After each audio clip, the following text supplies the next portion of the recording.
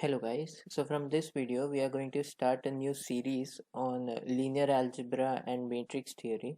So this is the first video for that. So in this video we are going to cover some basics of numbers, and at the end we'll define a concept of field that will be used in our upcoming videos. So we'll see that. Okay, so talking about numbers, the first thing that comes to our mind is the natural numbers.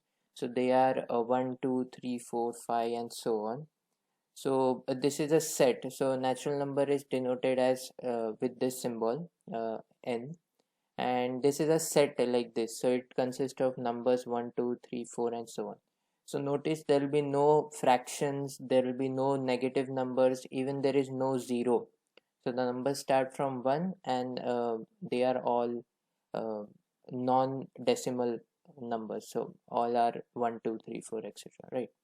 So now, important things to note over here is if you add or multiply two natural numbers, so 1 plus 2 gives you 3, 1 plus 3 gives you 4. So whenever you add any two natural number, you get a natural number itself. So if you take any two numbers from this set, you add them, you will get some other number from that set. It will be never a case where you take two number and the addition of the two number comes out to be a fraction. No, or the addition comes out to be a negative number or zero, so that will never happen. Hence you can say that the same is true for multiplication. So if you multiply two natural numbers, you will always get a natural number. You'll never get a fraction or a zero or a negative number. So hence addition or multiplication of two numbers will always give you a natural number, but this is not true for subtraction. So if you subtract two natural numbers, maybe say 3 minus 4, you could lead up with a negative number, that is minus 1. So this is not true for subtraction and division, but only true for addition and multiplication. So hence we say that n, this set n, is closed under addition and multiplication, because you will never come out of the set if you just use addition and multiplication, these two operators. So it is closed. You will never come out of the set if you just use these two operations. Okay, so that is about natural numbers. Now the same thing holds true for the whole numbers.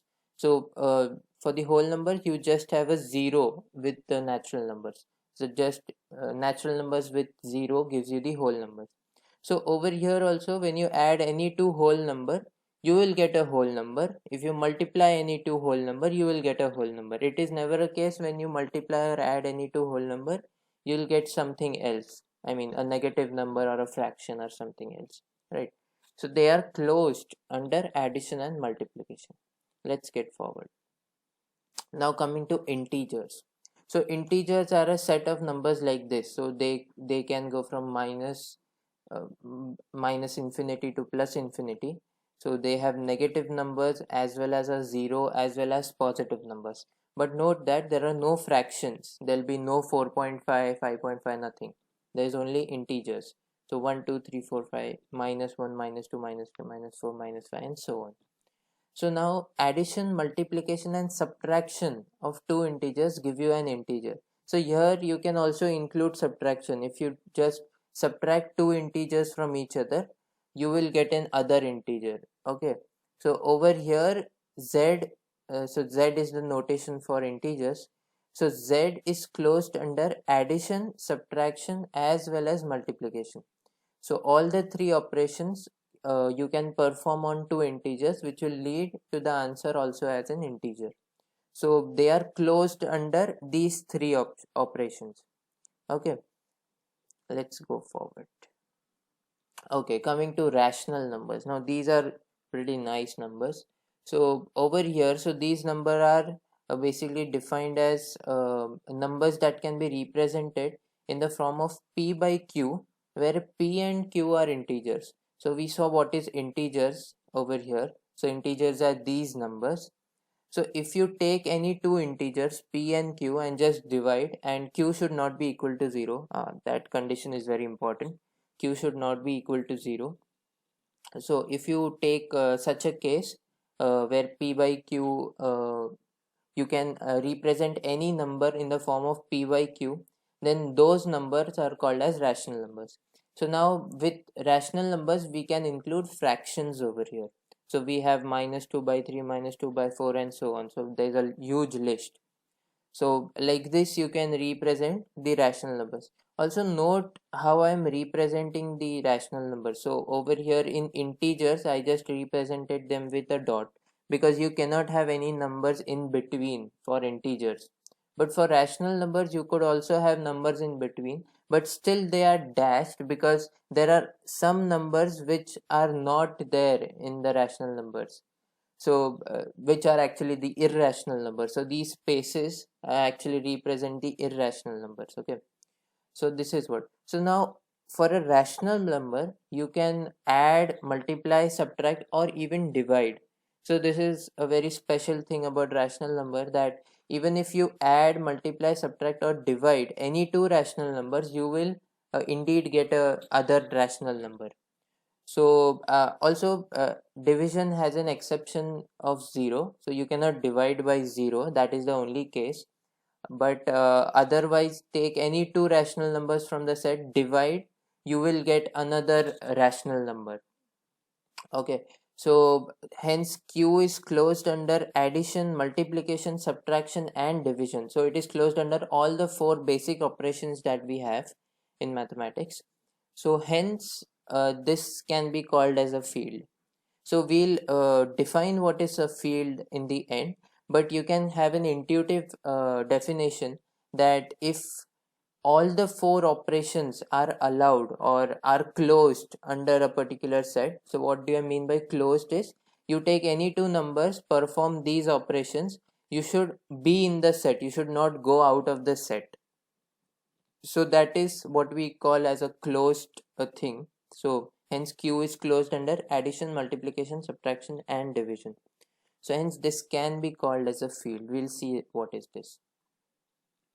Next are the real numbers. So the real numbers are rational numbers along with the irrational numbers. So now I have a continuous line over here. So any number over here on this line, any number that you can point out, can be called as a real number. So it has rational numbers as well as irrational numbers. So for the real numbers, the case is also the same. Addition, multiplication, subtraction, and division, all of them are closed. Uh, and so yeah, division exception of 0, you cannot divide by 0. So hence R is also closed under addition, multiplication, subtraction, and division. So R can also be called as a field. Okay, now let's go to the complex numbers. So complex numbers are nothing but real numbers along with square root of negative numbers. So over here you have this real axis. Now if you also include the imaginary axis over here, if you also include the square root of -1, so I over here is nothing but square root of -1. So if you also include them, then you get the whole complex number plane. So this is what we call as a complex plane. Okay, so indeed addition, multiplication, subtraction, and division, all of them are closed for a complex number also. So if you just add two complex numbers, you will get a complex number. If you divide two complex number, you will get a complex number. So there is no way by using these four operations that you can come out of the complex plane. You will always land in the complex plane if you add, multiply, subtract, and divide. Okay, so this can also be called as a field. Okay, so the intuitive definition is quite clear from these examples, that a field is a set. So here you can also regard complex numbers as a set, which can in which you can perform addition, multiplication, subtraction, and division, and you don't come out of the set. So that is very important. Okay, so now with this, let us come to the definition of a field. So any set A, say you are given with a set A, that can be any set. It can be real numbers, complex number, or even something else. I mean, there are infinite sets that you can make. 1, 2, 3, 4, 5 is also a set. So any set, but the property that it has to follow is it's closed under addition, subtraction, multiplication, and division. So over here for division, there is always an exception with 0. So you cannot divide by 0. So division is such defined that you exclude the divide by 0 case. So any set A which is closed under addition, subtraction, multiplication and division can be called as a field. Okay. Also, there are some other properties that it has to follow. The other properties are addition and multiplication should be commutative. So if A and B, so A, B, C, D over here are all elements of set A. So this set. So if this set A is a field, then in that A plus B should be equal to B plus A. That is, any two elements A and B from this set A should be equal to B plus A. That is, they should be commutative. So let's take for an example, uh, I take a set of real numbers. So here A is nothing but my real numbers. Okay, so I can have any number 1. So 1 is a real number, and say 1.5. 1.5 is also a real number. So 1 plus 1.5, that is 2.5, should be equal to 1.5 plus 1. So that is again 2.5. So this is valid. Hence, a real number set is a field. Okay. The same should be true for multiplication as well. So say for the same example, 1 into 1.5 should be equal to 1.5 into 1. Okay. So please remember, A and B are just elements of this set A. So there are some numbers or something from the set. So for our example, we took the real numbers as of a set. They should also follow the distributive property. So that is, how is addition and multiplication intertwined.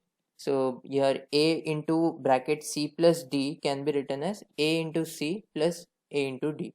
Okay, so these two properties should be valid, and the set should be closed under addition, subtraction, multiplication and division. Then only it can be called as a field. Okay, so this is the formal definition of a field. So this is going to be used for for our upcoming videos. So hence this is important also. So there are some other properties. So there should exist a additive identity in the field such that for any A, so A is any element in our set. So say for now, let me take 5. My set is just real numbers, so I'm using real numbers over here. Okay, so this is the notation for real numbers. So my set is real numbers, and I take a element from the real number, that is 5. Now I should have some other element which I call as an additive identity. So that element, when I add to this 5, I should get the same number itself. So for set of reals, there is 0. So when I add 5 plus 0, I get 5 back. Okay, so for the reals, IA is nothing but 0. Okay. Similarly, there should be an additive inverse. Now what is an additive inverse?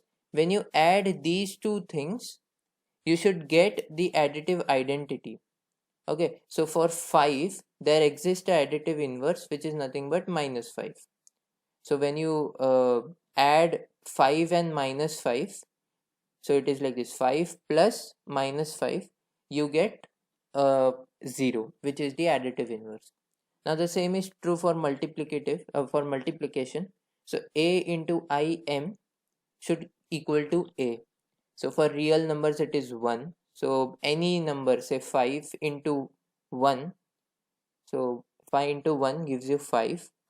And for every number in the set, there should be a multiplicative inverse. So this is our multiplicative inverse for this number. So for 5 it is 1 by 5. That should give you the multiplicative identity. Okay, so there exist such numbers in the field which have some special significance. So especially IA and IM. So in most of the cases they are 0 and 1. But then say for the complex numbers, if I take my set as a complex number, so for a complex number, IA becomes 0 plus 0I. So because now you have the real and imaginary part, so you have to mention both of them. So for a complex number, IA is nothing but 0 plus 0I, and the multiplicative identity in a complex number is 1 plus 0i. So this is important. Okay, so for different sets that you have, you will have different ia and im, and for every different element you will have a different inverse. Okay, so these are some things that you should be aware of before starting the other things. So that's all for this video. Thank you so much for watching. Thank you.